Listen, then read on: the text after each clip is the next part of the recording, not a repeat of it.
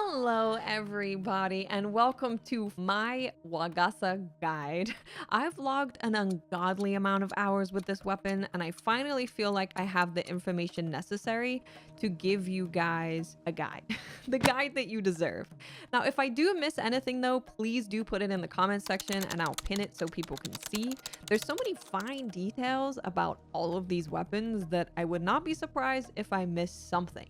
So in this weapon guide, we're going to be going over basic combos, more advanced combos that the game doesn't tell you about, Karakuri interaction, and some tips. So let's jump in right away. First off, the bladed Wagasa, the umbrella, the brawly, whatever you want to call it, is a parry-based weapon.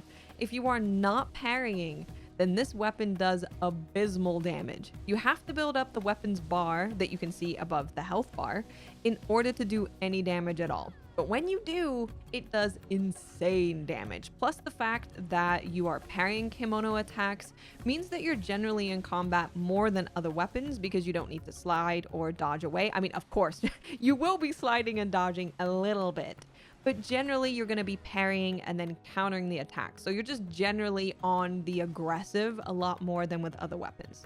If this weapon does interest you, but you are finding the parry window to be a little tough, there is a Wagasa that you unlock after fighting the spine glider that gives you a wider parry window. So try that one out and see if the parry window feels a bit better for you. So let's jump into the basics. In Wild Hearts, there are 3 weapon damage types: slash, which is the blue symbol, pummel, which is yellow, and lunge, which is green. Generally, the Wagasa is a lunge based, but there is a Wagasa that you can make that is actually pummel damage. Didn't know that. I was pretty excited to find that out. Each kimono has a different damage type that they are weaker to, so you can change your Wagasa type accordingly. It's actually super cool that they don't have you be locked into only one damage type, that you actually have others. I thought that was really cool, and it was very unexpected. Now let's talk about the gauge that you will be filling by attacking and parrying. And just a heads up, during these explanations, I will be describing the buttons based on a PlayStation input, so please convert these to your input of choice. There's a lot of squares. I'm going to be saying square and parry a lot, so just prepare yourselves. There are 3 stages of the Wagasa gauge. The first is blue, the second is yellow, and the third is orange. Your level of gauge is also represented by how much your umbrella is glowing and the color. There are a couple of ways that are best to increase the gauge, obviously besides parrying, which will be the fastest way. The first way is by using Karakuri attacks. A Karakuri attack will fill your gauge way faster than a regular square attack combo.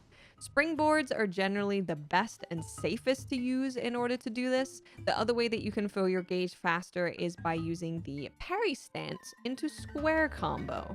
To do this, you want to hit your parry button, which is R2 on the PlayStation, without actually parrying a kimono move, and then follow up with your square combo. This fills the gauge faster than a regular square combo, but it does use stamina, so you'll want to keep an eye on that. A little tip for getting a decently full gauge right away is to place down the bomb fusion Karakuri, hit the bomb with your weapon, and instantly press the parry button. It might take you a little bit to get this timing down, but it's literally hit the bomb and immediately press the parry button. This will enable you to actually parry the bomb, giving you some free gauge to start off the fight. And if you also manage to parry the kimono roar after you parry the bomb, then you're sitting at an easy yellow gauge just right off the bat. So highly recommend doing that. I think I'm gonna have to take the torch with me forever because of this. So that's the gauge and how best to build it. Now let's get into the basic combos and some more advanced combos. Your most basic combo is just pressing square over and over again. This is your bread and butter light attack move and what you'll be using when you need to recover your stamina. Pressing triangle will launch you forward and then into the air, allowing you to stay in the air by going into an aerial square combo, or plummeting down back to the ground by pressing triangle again. If you want to stay in the air for longer after pressing triangle and doing a square combo attack, you can press the parry button, again, not actually parrying a kimono attack, and go right into the square combo attack. Or you can press the parry button and triangle to fly through the air. Again, Any combo that happens after pressing your parry button does consume stamina, so be aware of that. But doing this allows you to stay in the air for reaching more kimono spots, which was very helpful against King Tusk because you can stay right up there by the thorns on his back to break them. I needed a lot of those thorns to make some armor, so I was very thankful for this. And it also lets you fly out of the way of damage if you feel like you need to retreat or you're not confident about landing the in-air parry, which if you didn't know, you can parry in the air and you can parry like everything. So go at it, go crazy. You really do have a lot of movement available to you, getting in the air, attacking in the air, flying through the air, plummeting back to the ground, doing a combo. It's super fun, and there's a lot of different ways that you can have all of these different combos in the air and on the ground and with your parry button combo to mix and match different things. It's very cool. It's a very fun weapon. Now, the combo that the game does not tell you about is the parry plus square combo that changes based on your gauge charge. They tell you that there is a parry plus square move. They tell you that it exists, but they do not mention that it is different based on your charge level. So while you're in the blue section of your gauge, the parry plus square combo is fairly similar to your regular combo. It's maybe a little bit more spinny and it helps to build the gauge faster, but it's nothing to write home about.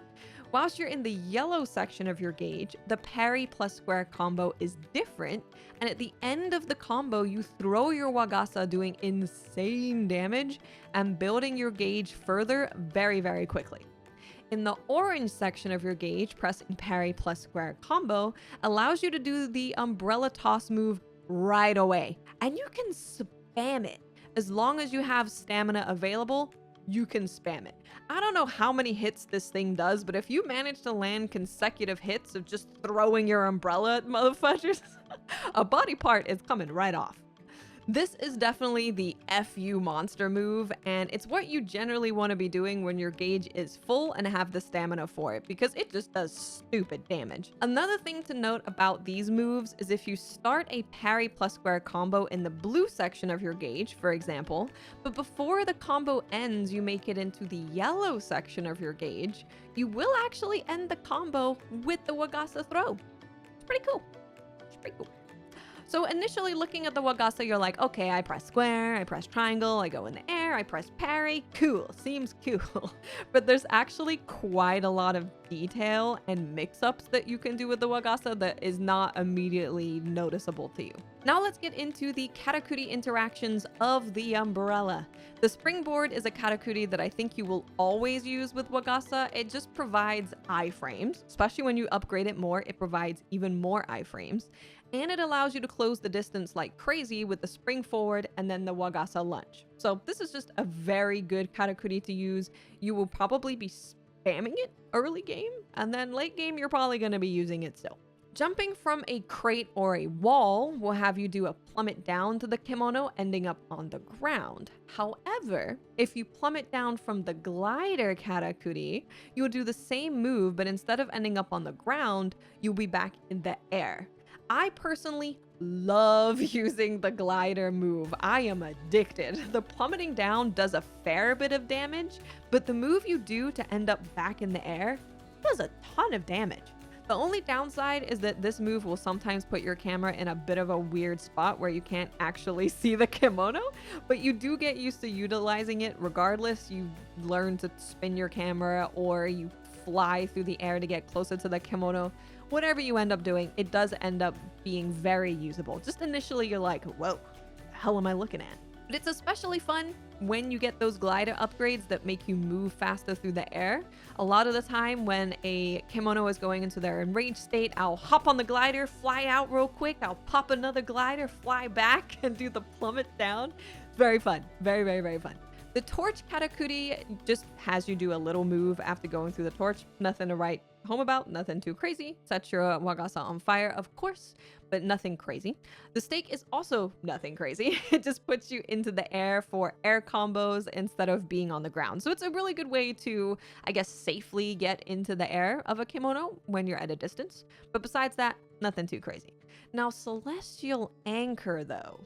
Celestial Anchor is really fun with the Wagasa because you jump into the air and then you can do a Wagasa lunge move in the air. You can then jump again and do another lunge move, and you can keep this up until you lose the Celestial Anchor buff.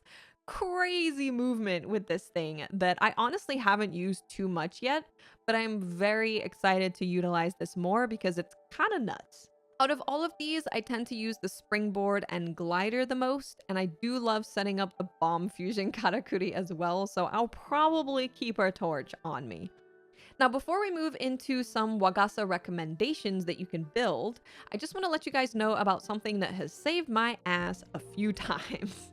When you parry, you kind of get locked into this post-parry animation if you don't parry an actual move, and you can't immediately parry right away. I assume that this is the case so you can't just spam the parry button to be successful. So if you end up parrying too early and you know you're gonna have to parry a kimono attack very soon, you can hit square and then immediately parry afterwards. This allows you to not just be a sitting duck in your parry animation and makes it so you can actually counter the upcoming move. Finally, let's do some Wagasa recommendations. I haven't unlocked all of them, but there are a few that I want to point out, especially for early to mid game. The first one is called the Freshet Bladed Wagasa. I don't know if that's how you say it. I'm just going to assume. And this is crafted from killing the Spine Glider. This has the Dodge Master perk, which is the perk that lengthens the window for a successful parry. And this is going to make the parry window larger by 20%. There are some later in the game that increase that window even more. The next is the Yashima Bladed Wagasa from Groundbreaker. This has parry perfection, which continuously will fill your gauge after a successful parry for a short while. This fills your gauge significantly faster. I managed to craft a Wagasa that had this parry perfection perk on, and it just goes up super fast. So this is a very fun perk for having a gauge at the max as fast as possible. And then it also has destruction art on it, which makes all of the parts of a kimono easier to destroy, and it is definitely noticeable. The thing that I love about all of these perks that are on the weapons, it is very, very noticeable when you have like parry perfection, for example. It's noticeable when you have destruction art. It's noticeable when you have dodge master. They are very, very noticeable, even in their lesser percentage amounts, right? Because the early weapons, they'll have like, for example, the 20% larger parry window. You can end up with one that has like 50% larger window. But even at 20%, it is very noticeable. I do appreciate that. And the last Wagasa I want to point out, it is a later game one, but I do just want to point it out because I mentioned it earlier in the video. And this one is called the Ice Crystal Vortex. And this is the one that changes the damage type to pummel instead of lunge. So you can use it against a kimono that is more weak to pummel damage and with an armor set that boosts your pummel damage. There are, of course, other great perks in this weapon tree. I mean, the weapon tree is massive, but I didn't want to overload you with recommendations. So these are the standouts to me for early mid game. And then the Pummel Wagasa is just one I wanted to point out because I had no idea that was a thing. So there you have it, my Wagasa guide. I am addicted to this weapon. I initially was like, I love the claw blades and the staff just as much as the Wagasa, but man, when you manage to perfect parrying against the kimono and you're just parry, ching, ching, ching, fly in the air, ching. there's really nothing quite like it. It's really fun. So give it a try. Try out all the different combos. Let me know what you think. And of course, if I missed anything, please let me know because I want to be a Wagasa master and I need all the knowledge I can obtain. Thank you guys so much for watching. If you want to hang out with me while I'm getting any of the footage for all of these videos, check out the Twitch channel. Come hunt with us. Come learn things with us. And I will speak to you guys later. Bye.